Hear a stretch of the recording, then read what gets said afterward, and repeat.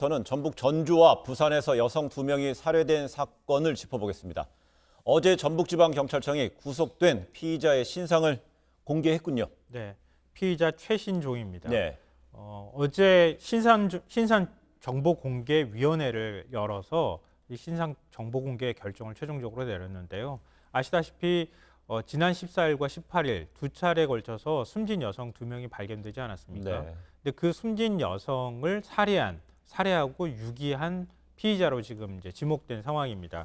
신상정보공개위원회에서는 나흘 만에 살인을 연달아서 저지르는 등 잔인한 모습을 보였고 시신을 유기해서 증거를 인멸하려고 했다. 네. 이 점을 신상정보공개의 근거로 얘기했습니다. 네. 그런데 이 최 씨는 과거 학창 시절 씨름 선수로 활약했던 사실도 전해졌어요. 네, 그러니까 초등학교 시절부터 이렇게 전국 대회를 휩쓴 거의 전도 유망한 씨름 선수였다 예. 이렇게 알려져 있습니다. 2002년 소년체전 때에도 세계 체급을 석권을 했고요. 단체전도 학교를 우승으로 이끌었고 중학교 때도 굉장히 이름을 날린 선수였습니다. 그러니까 뭐 대한체육회가 선정하는 최우수 선수상을 받기도 할 정도였는데요. 네. 이제 고등학교에 진학하고 선수 생활을 그만뒀어요. 학창 시절 이후에는 이제 재판 기록들이 주로 나타납니다. 그러니까 2012년에는 여자친구와 이별을 요구하자 이제 미리 준비한 흉기를 협박하고 성폭행을 해서 협박 및 특수강간 혐의로 이제 징역 3년에 집행유예 5년을 선고받은 바가 있고요. 네. 여기서 끝이 아니라 2015년에는 김제한 마트에서 금품을 훔친 혐의로 야간 건조물 침입 절도로 징역 6개월, 실형을 예. 선고받은 바도 있습니다. 그 이후에는 최근에는 뭐 도박빚을 져서 경제적인 어려움을 겪고 있다 이렇게 알려지고 있습니다. 네, 최신종의 지인이라고 주장하는 사람들이 한 유튜브 채널을 통해서 최신종의 과거 상황에 대해서도 좀 발언을 했죠. 그러니까 지인의 목소리를 담긴 영상을 예. 공개를 했는데요. 그러니까 과거 10대 때부터 술을 마시면 굉장히 폭력 성향이 강했다 이렇게 네. 얘기를 하고 있고요. 뭐 한때 폭력 조직에도 몸담았다 이렇게 지인들은 얘기하고 있다고 합니다. 그래서 주변 사람들은 이번 사건을 보고 언젠간 터질 일이 터진 것이다 네. 이러면서 별로 놀라지 않았다 이런 내용이 그 유튜버가 공개한 영상에 담겨 있습니다. 예. 이 경찰에 따르면 최신종은 지난 1년간 이 채팅 앱을 통해서만 1,148명과 연락을 했다고 합니다.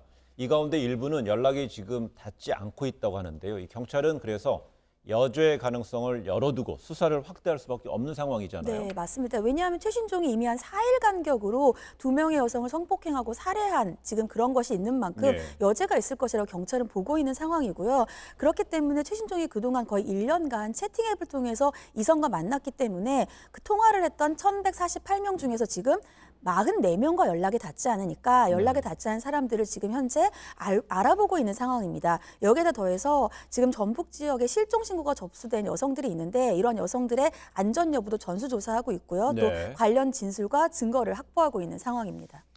네, 그럼 앞으로 경찰 수사 방향 어떻게 진행될지 한번 전문가의 의견 저희가 들어봤습니다.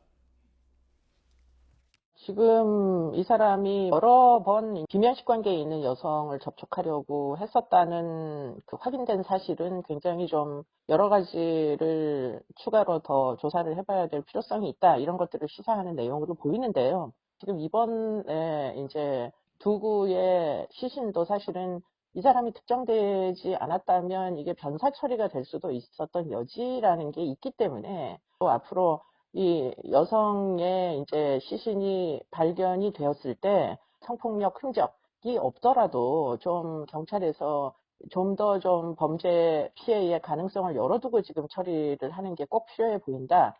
그런 생각이 듭니다. 신상 공개와 함께 이 취재진 앞에 즉 포토라인에 서게 될 것이라는 예상도 있었는데 경찰은 추가 얼굴 공개는 없을 것이다 이런 입장을 내놨네요. 네. 근데 아마 그동안의 사건들 보시면 아셨을 예. 거예요. N번방 사건 같은 경우에 보면 신상 정보 공개 결정이 나면 그럼 우리 주민등록증에 있는 사진 같은 그런 사진을 먼저 예. 공개하잖아요. 그리고 실제 얼굴은 경찰에서 사건이 검찰로 송치되는 단계에서 네. 그때 얼굴이 이제 실제로 카메라에 공개가 되는 그런 이제 두 번의 단계를 거치게 되는데요. 이번 같은 경우 최신종은 이미 전주에 있는 여성을 살해한 혐의로 구속 기소가 된 상태입니다. 그렇기 때문에 검찰로 사건이 이미 넘어가 버렸다는 거예요. 네. 그러니까 그 사건을 검찰로 송치하는 단계에서 얼굴이 실제로 공개되지는 않을 것이다 이렇게 봐야 될 것 같고요. 그리고 검찰 같은 경우에는 그동안에 형사사건 공개 금지에 관한 규정 때문에 검찰에서 수사하는 단계에 있어서 피의자 얼굴을 공개를 안 해오고 있는 상황이거든요. 예. 그렇기 때문에 검찰 단계에서도 또 공개가 안 될 가능성이 있다는 거죠. 그러면 이런 과정으로 볼 때 아마 재판을 받는 과정에서 재판정에 들어가거나 나오거나 아니면은 재판정에서 기자들이 취재하는 과정에서 아마 실제 얼굴이 공개될 가능성이 있어 보입니다. 알겠습니다. 네, 코로나19와 이 어제 신상 공개된 최신종 관련 이슈 여기까지 이야기 나누겠습니다. 네, 오늘 자리 고맙습니다. 예.